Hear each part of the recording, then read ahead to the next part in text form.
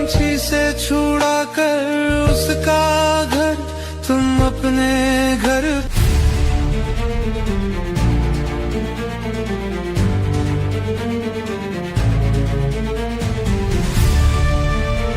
भोजपुरी के power star Pawan Singh के औरत ज्योति सिंह फिर से एक बार सोशल मीडिया पर धमाल मचा दी है, जो कि सोशल मीडिया पर और एक इंस्टाग्राम पेज पर अपनी एक गम के सॉन्ग डालकर अपने फ़ोटो और भोजपुरी के ऑडियंस में हाहाकार मचा दी है।